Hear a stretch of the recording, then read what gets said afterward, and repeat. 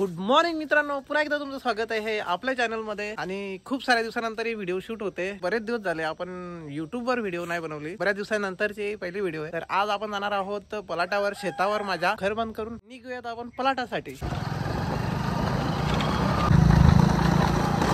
इथं आपली गाडी लागली आहे, पावसाळ्याची गाडी आहे, आपल्याला इथेच लावायला लागते।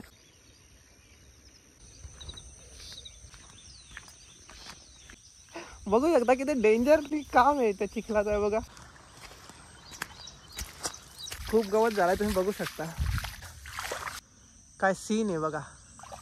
आज सूर्यकिरण आहेत तर खूप बरं वाटतंय, पाऊस नाही, मित्र भेटलाय हा बघा।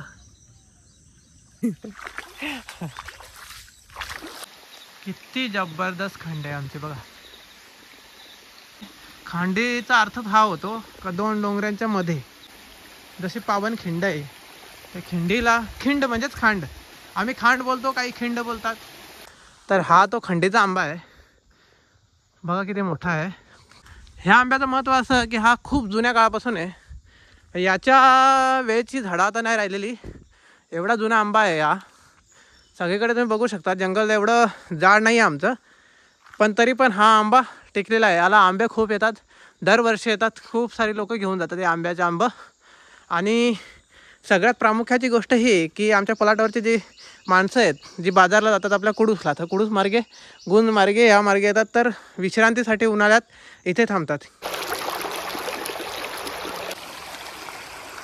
काही घरं मित्रांनो जवळ आहे त्या मानाने, म्हणजे गुंज पासून जेव्हा आपण येतो तो गुंजगाव का म्हणतो, गुंज हे शेवट गाव आहे जिथे गाड्या लागतात पावसाळ्यात, ती पण इकडे येऊ शकतो। पूर्ण जंगलाचा एरिया बघायला गेला तर पूर्ण डोंगर आणि त्याचा 8-9 किलोमीटर पर्यंत आहे। आणि माझं पलाट सगळ्यात लांब पडतं कारण ते डोंगराच्या पायथ्याशी आहे आणि बरीचशी घरं त्या मानाने गावाजवळ पडतात, म्हणजे एखाद घर अर्धा किलोमीटर, 1-1.5-2 किलोमीटर पर्यंत पडू शकतं। माझं पलाट आहे 3 किलोमीटर पर्यंत पडतं। इकडच्या काही समस्या जाणून घेण्याचा प्रयत्न करूयात। इकडचं जीवन तर मला माहितीच आहे, पण ते तुम्हाला माहिती पडावं, त्यांच्या पण काही मुलाखती घेऊ आणि तुम्हाला तुमच्या समोर ठेवू। पहिल्या काळात आपल्याकडे समजा आपलं आता पक्का घर आहे, तर पहिल्या काळात आपल्याकडे मराठाची घर असायची ना, साधी एकदम मराठी। मराठ म्हणजे गवत कापायचा, पाना ही सागाची मोडून असं पुढं बांधून ठेवायचं, पावसाला आला का ते भिजवायचं पाण्यात नरम व्हायचं, वर चढायचा ना, घ्यायची शिवत सारखा पाना खालून त्याच्यावर गवत सोडायचं, का झाली ती शिवून पावसाला। कारवींचं कूड रस्त्यामुळे काय आपल्या अडचणी, जर रस्ता नाही झाला तर सर्पदंश झाला, तो पेशंट दवाखाने परत पोहोचत नाही, डिलिव्हरीची बाई झाली ती पण नाही, अर्धे रस्त्याला होत्यात। पण बघ ना, या आशा ठेवतात, या काही या सिस्टर लोक डिलिव्हरीचे पेशंट संग इकडे दवाखान्याला येत नाही, घरी डिलिव्हरी होतात, ते येतील कसं एवढे लांब? जर त्यांच्या पोटात जास्त दुखायला लागला का तो पेशंट खांद्यावर बसून घ्यासारखा आहे, रातचे का चालत जायसारखा आहे तो पेशंट असा ना, म्हणजे अर्धे रस्ते असा मध्ये बा आवण्यात ते खडकाव एक पेशंट इथला डिलिव्हरी झाला ते दंडात रातचे 2 वाजता, अशी तरा होते। येताना तुम्ही रस्ता बघितला, जो रस्ता मी व्हिडिओमध्ये प्रॉपर घेत नाही, म्हणजे तेवढी व्हिडिओ लांब नाही करू शकत म्हणून आपण, पण रस्ता खडतर आहे, काही ठिकाणी दगडी आहेत, काही ठिकाणी एकदम पायी वाट आहे, कुठं पण काही होऊ शकतं, पडू शकते माणूस, किंवा पाणी आहे, 2-3 ओहल असं ओलांडायचं असतं, पावसाळ्यामध्ये जास्ती हाल आहेत। बघायला गेला तर 4 व्हीलर जोपर्यंत नाही तोपर्यंत ती पूर्णपणे सुविधा इकडे नाही। तुम्हाला इकडे दाखवतो नॅचर कसं आहे, निसर्ग कसा आहे, सो कंटिन्यू राहा तुम्ही व्हिडिओमध्ये, तुम्हाला बघायला मिळेल। माझ्या मागे एक शेत म्हणजे आम्ही डोलका म्हणतो याला, जंगल भागामध्ये तुम्हाला असे छोटे छोटे डोलकं बघायला भेटतील। भाताचं पीक काढतो किंवा इतर कुठलंही पीक जे होतं ते अशा छोट्या भागामध्येच होतं। हे बघा, याला म्हणतात मराड वर आहे आणि याला म्हणतात कूड। हे माझं मित्राचं घर। का करत भाली? अरे हो कहा, ये हमारा दोस्त हुआ और ये उसका घर हुआ। ये थोड़ा वल आया है यार, पर वो हमारा जो घर रहता है ना तो ही इसी तरह से रहता है। ही चूल आहे त्याची, ही भांडी आहेत, ही बघा।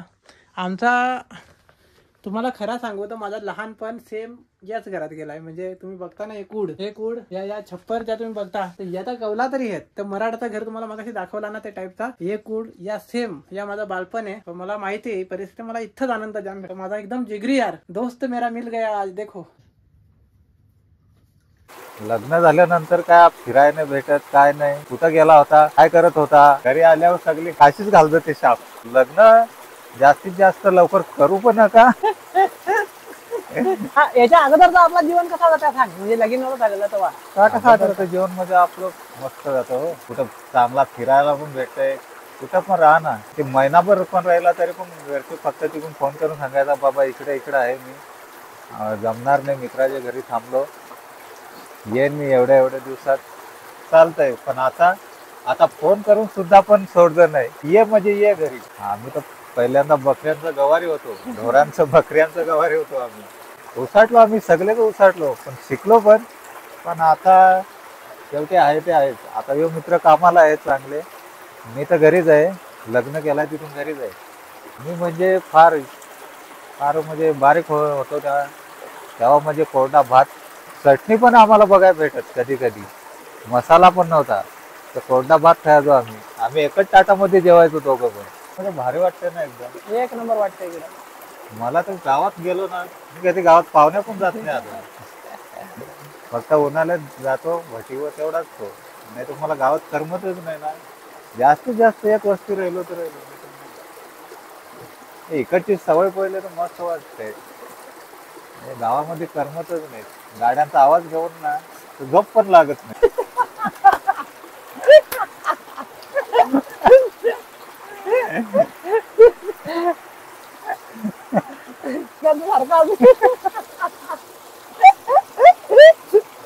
गावातल्या पेक्षा इकडे बरं वाटतं ना सगळं. गावामध्ये मला तर करमत नाही रे. हा इकडे लय म्हणजे पटकन तू पण बोलवतो ना तिकडे, एवढं याला जरा असा कसा तरी होतंय. या जा कसा तरी काय, गावातच बोलवता ना तुला, त्यात काय या जा सुद्धा. पण तो आज आलास, लय भारी वाटला ना खरोखर. धन्यवाद. तर मित्रांनो, हे आपला जिगरी आता मला पाठवायला चाललाय. मागं बघत असाल तुम्ही, त्याचा घर आहे. ही घर आहेत इकडची पलाटावरची, बघा अशा घर असतात. तुम्हाला आवडत असतील अशा जर जंगलातल्या किंवा याच्यातला व्हिडिओ, तर तुम्ही नक्की लाईक शेअर कराल का नाही. तर खदाडा अधिकारी आहेत ना आपल्याकडं, त्यामुळं एक खदाडा अधिकारी त्यांनी खेकडा खायला लावला. ते बघा, हे बघू शकता, याला खेकडा बोलतात. हे असे असतात आमच्याकडे माणसं, ही गावठी माणसं. बघा मित्रांनो, म्हणजे पहिल्यापासून जी घरं होती ती बघा या टाईपची घरं होती. असे कूड, काही अशी एकदम असे पण कूड, याला बोलतात कूड. ही समोरची गोष्ट आहे, त्याला कूड बोलतात, याला बोलतात मराड. ज्या टाईपची घरं होती बघा. आपल्या मोबाईलची बॅटरी पण लो झाले, म्हणजे डाऊन झाले, आणि आपली व्हिडिओ पण इथेच संपेल. पण तुम्हाला समजलं असेल की आपली संस्कृती कशी आहे, अभिमान आहे की नाही आपल्या संस्कृतीचा, की आपण जंगलात राहतो आणि हे जंगल वाचून राहिलं पाहिजे. कारण जंगलावर डिपेंड प्रत्येक आदिवासीचं जीवन आहे. आणि इथेच आपण आपलं शेती, पशुपालन, भात शेती पण आपण इथेच अशाच जागी करतोय. खूप बरं वाटतंय मला खूप दिवसानंतर इकडे आल्यानंतर. आणि असंच प्रेम द्या तुम्ही मला. व्ह्यूज माझे खूप घसरलेत, कारण आपण युट्यूबच्या अल्गोरिदमचं पालन नाही करत. युट्यूबचं अल्गोरिदम काय बोलतं की तुम्ही जेवढ्या दिवसानंतर व्हिडिओ जर अपलोड करताय तेवढ्या दिवसानंतर केलीच पाहिजे. ते आपण कन्सिस्टन्सी नाही पाळलेली म्हणून. तरी पण तुमचं प्रेम असेल तर होऊ शकतं. व्हॅल्युएबल व्हिडिओ कॅप्चर करण्याचा प्रयत्न करतो किंवा निसर्गाची जवळ असलेली व्हिडिओ शूट केली. आज छोटीशी व्हिडिओ आहे, पण चला भेटूयात नवीन व्हिडिओमध्ये.